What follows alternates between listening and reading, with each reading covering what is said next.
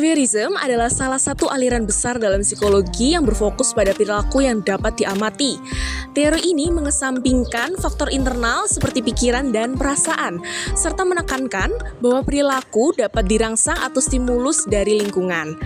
Tokoh utama dalam teori ini adalah John B. Watson yang merupakan bapak behaviorism dan B.F. Skinner yang mengembangkan subteori operant conditioning. Watson berpendapat bahwa sebenarnya seluruh perilaku dapat dipelajari melalui pengkondisian, di mana pengkondisian ini terbagi menjadi dua, yaitu yang pertama classical conditioning dan operant conditioning. Classical conditioning adalah suatu kondisi di mana rangsangan yang awalnya netral dapat memicu respon tertentu jika dipasangkan dengan rangsangan yang alami. Seperti contohnya, pada percobaan Pavlov, anjing akan mengeluarkan salivanya atau air liurnya ketika melihat atau mendengarkan bel. Kenapa begitu? Karena bel telah dikaitkan dengan makanannya yaitu daging.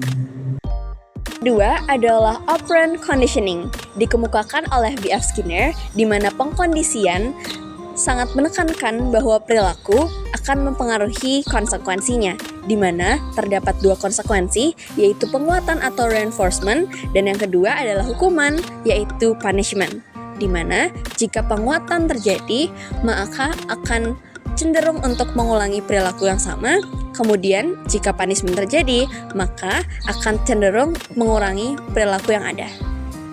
Adapun percobaan yang dilakukan oleh B.F. Skinner, yaitu tikus yang ditaruh dalam sebuah box berisikan dua tombol, yaitu tombol penguatan atau reinforcement dan tombol punishment ataupun hukuman. Dimana jika tikus tersebut memencet tombol punishment, maka tikus tersebut akan mendapatkan rasa sakit dari dalam box tersebut. Kemudian jika ia memencet tombol yang reinforcement, maka ia akan mendapatkan makanan dari box tersebut. Adapun salah satu contoh konkret behaviorisme dalam kehidupan sehari-hari yaitu reward system di sekolah, yang dimana ketika seorang murid mendapatkan penghargaan atau pujian karena nilainya yang baik, dia cenderung akan mengulangi perilaku belajar tersebut karena merasakan penguatan positif. Sebaliknya, seorang anak yang dimarahi karena melanggar aturan sekolah mungkin akan mengurangi perilaku negatif tersebut karena takut terhadap hukuman yang diberikan. Adapun contoh selanjutnya yaitu ketika seorang anak berhenti memukul meja setelah tidak lagi mendapatkan perhatian dari orang tuanya saat ia melakukan tindakan tersebut. Perilaku ini adalah contoh bagaimana perilaku bisa menghilang ketika tidak diperkuat.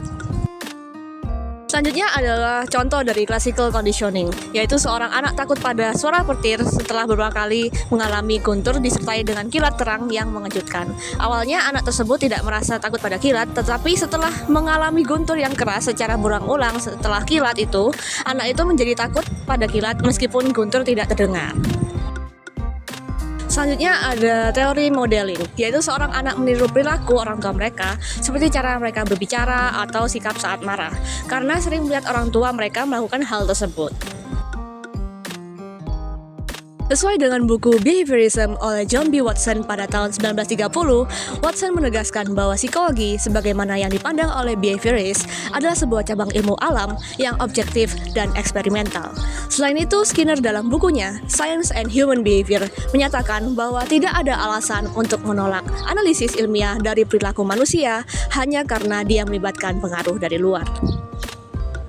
Meskipun behaviorism memiliki kontribusi yang besar dalam psikologi, beberapa kritik menyebutkan bahwa teori ini terlalu berfokus pada aspek eksternal perilaku dan mengabaikan proses internal seperti emosi dan pikiran. Teori ini dianggap terlalu reduktif, terutama dalam menjelaskan perilaku manusia yang kompleks. Behaviorisme memberikan kita fondasi penting dalam pemahaman tentang bagaimana perilaku dapat terbentuk dan dapat dimodifikasi.